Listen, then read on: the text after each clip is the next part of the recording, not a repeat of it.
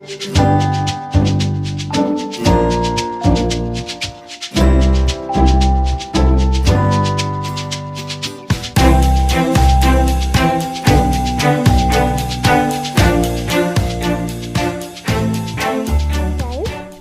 To my YouTube channel.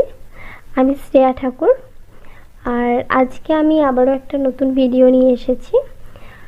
আগের ভিডিওতে আমি বলেছিলাম ক্রোমাটিক অ্যাবারেশন কী, ক্রোমাটিক অ্যাবারেশনের ফার্স্ট দিকের যে পার্টগুলো আছে সেগুলো নিয়ে আমি পুরোপুরি ভালোভাবে ডিসকাস করেছিলাম।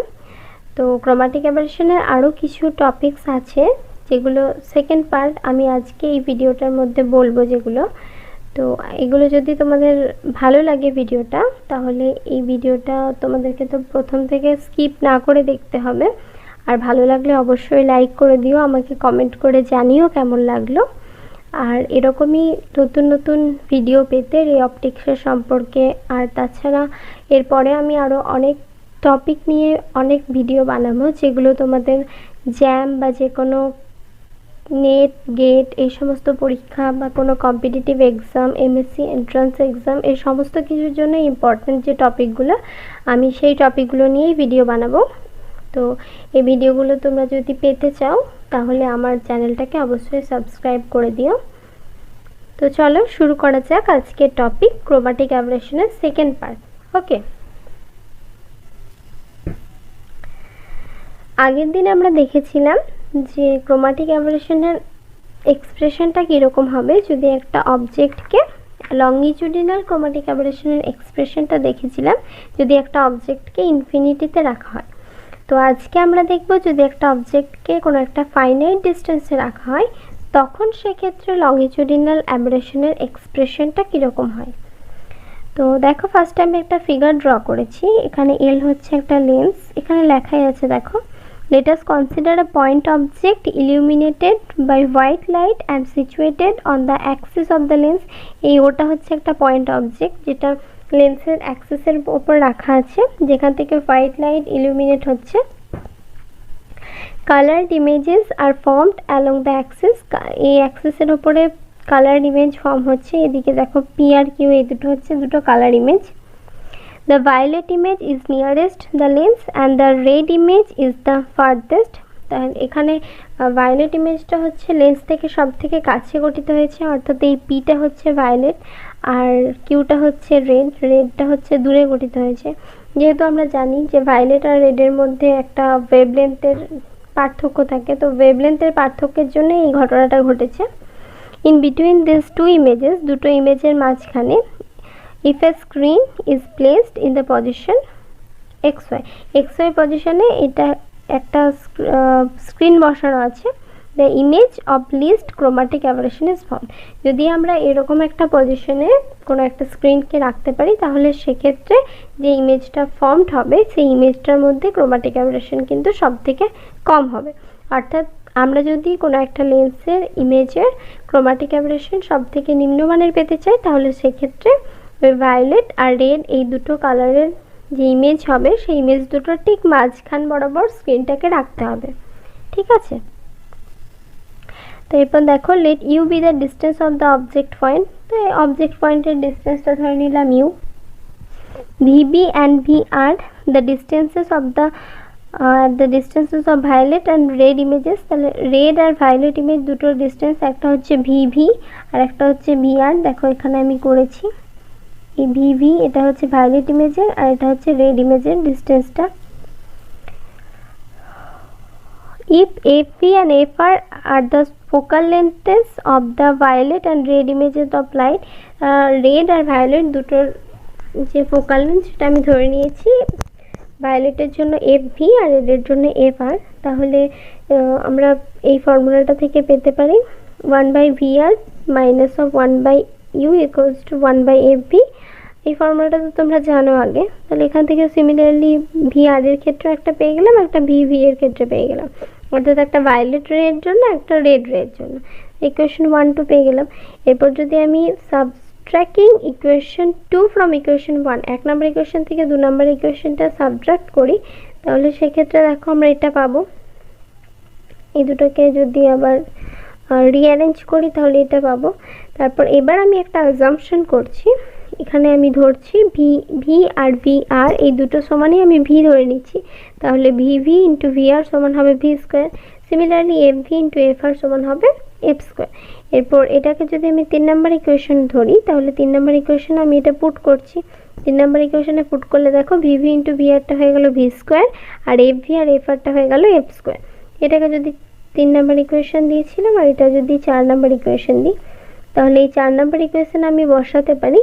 আগের ভিডিওটা যদি তোমরা দেখে থাকো তাহলে দেখবে আগের ভিডিও থেকে আমি পেয়েছিলাম F R minus F B equals to omega F, যেখানে ওমেগাটা হচ্ছে dispersive power of the material, যে মেটেরিয়ালটা দিয়ে লেন্সটা তৈরি তার ডিসপারসিভ পাওয়ার। ওকে, তাহলে এই 4 নম্বর ইকুয়েশনে যদি এই ভ্যালুটা বসিয়ে দিই, তখন সেক্ষেত্রে আমি পাচ্ছি ওমেগা বাই এফ। তাহলে V R minus VV equal to omega V square by F, এটা আমি পেলাম। এরপর দেখো, it is clearly seen in this case, অর্থাৎ এই ক্ষেত্রে একদম স্পষ্টভাবে দেখা যাচ্ছে that the longitudinal chromatic aberration depends on the distance of the image and hence on the distance of the object from the lens। অর্থাৎ এই longitudinal chromatic aberration এর এক্সপ্রেশনটা দেখে আমি বুঝতে পারছি যে এই chromatic aberrationটা ডিপেন্ড করছে কার উপর, distance of the image distance and hence on the distance of the object distance। অর্থাৎ লেন্স থেকে ইমেজের ডিস্টেন্স আর লেন্স থেকে অবজেক্টের যে ডিস্টেন্স তার উপর কিন্তু ডিপেন্ড করছে। in addition to its dependence on the dispersive power and focal length of the lens। আবার এটা ডিসপারসিভ পাওয়ারের উপরেও ডিপেন্ড করছে, তার সঙ্গে সঙ্গে ফোকাল লেন্থের উপরেও ডিপেন্ড করছে। কারণ এখান থেকে দেখো দেখতে পেলাম ওমেগা বাই এফ, তাহলে ওমেগাটা হচ্ছে ডিসপারসিভ পাওয়ার আর এফটা হচ্ছে ফোকাল লেন্থ। তো আশা করি এত দূর অবধি তোমরা সকলেই বুঝতে পেরেছো। নেক্সট কি বলছে দেখো, এই combination of two lenses is usually called, এটা হবে অ্যাক্রোমাটিক। ওকে, এটা অ্যাক্রোমাটিক হবে, achromatic combination an achromat or an achromatic doublet. অর্থাৎ যদি দুটো লেন্সের কম্বিনেশন থাকে তাহলে সেক্ষেত্রে আমরা সেটাকে অ্যাক্রোমাটিক ডাবলেট বা অ্যাক্রোমাট বা অ্যাক্রোমাটিক কম্বিনেশন এরকম বলতে পারি। দ্য অ্যাক্রোমাটিজম উড বি আইডিয়াল, অ্যাক্রোমাটিজমটা তখনই আইডিয়াল হবে if the images of different colors, যদি আলাদা আলাদা কালারের জন্য যে ইমেজটা তৈরি হবে আর formed in the same position, সেই আলাদা আলাদা কালারের ইমেজগুলো যদি সেম পজিশনে ফর্ম হয় and are the same size, এবং সেগুলো যদি সেম সাইজের হয়, thus the longitudinal and lateral chromatic aberration being totally eliminated। তাহলে যদি দুটো আলাদা আলাদা কালারের জন্য যে ইমেজগুলো তৈরি হবে সেই ইমেজগুলো যদি সেম পজিশনে হয় আর তাদের সাইজ যদি সেম হয়, তাহলে সেক্ষেত্রে লংগিচুডিনাল আর ল্যাটারাল ক্রোমাটিক অ্যাবারেশনটাকে পুরোপুরি এলিমিনেট করা সম্ভব হবে। অর্থাৎ একটা লেন্স ক্রোমাটিক অ্যাবারেশন মুক্ত হয়ে যাবে। ওকে,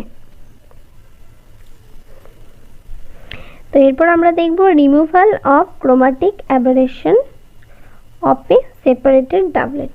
অর্থাৎ যদি দুটো লেন্স থাকে, সেই লেন্স দুটো যদি একটা নির্দিষ্ট ডিস্টেন্সের দ্বারা সেপারেট হয়ে থাকে, তাহলে সেই সেপারেট ডাবলেটের কিভাবে আমরা ক্রোমাটিক অ্যাবারেশন মুক্ত করব, রিমুভাল অফ ক্রোমাটিক অ্যাবারেশন কিভাবে রিমুভড হবে সেটা আমরা দেখব।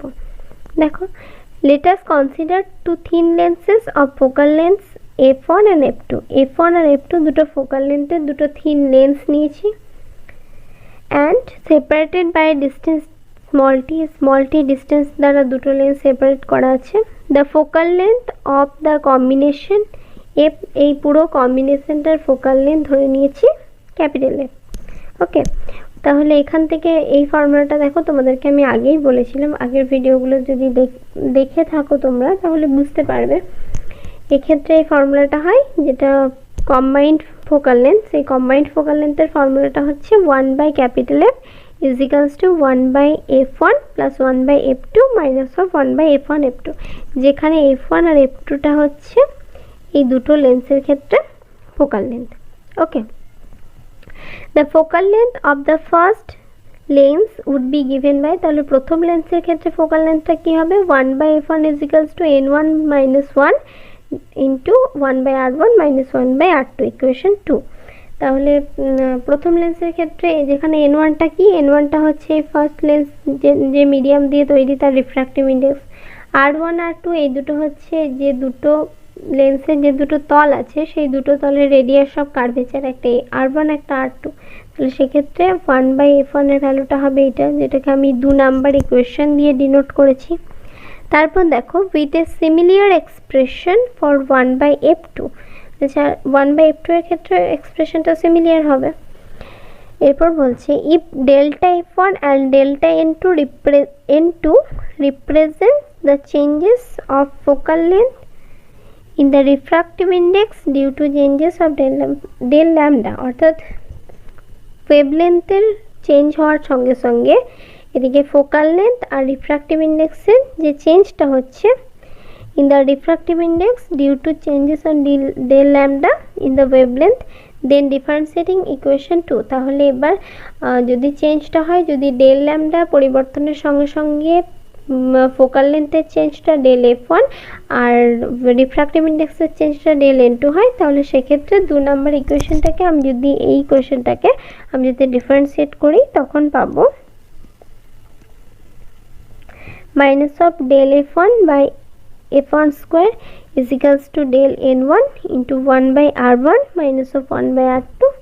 এটা সমান আমি লিখতে পারি del n1 divide by n1 minus 1 into f2। এরপর আমি কি করব, thus differentiating equation 1, এরপর equation 1টাকে ডিফারেন্সিয়েট করব। equation 1 মানে এইটা, equation 1টাকে এরপর যদি আমি ডিফারেন্সিয়েট করি দেন আমি পাবো del f by f square is equals to 1 del f1 by f1 square minus of del f2 by f2 square plus 1 by plus t by f1 into del f1 by f1 square plus t by f2 into del f2 by f2 square, এইটা আমি পাবো। ওকে, তারপর এটাকে যদি আমি ঠিকঠাকভাবে f1 f2 এর ভ্যালুগুলো বসাই তখন এখানে পাবো,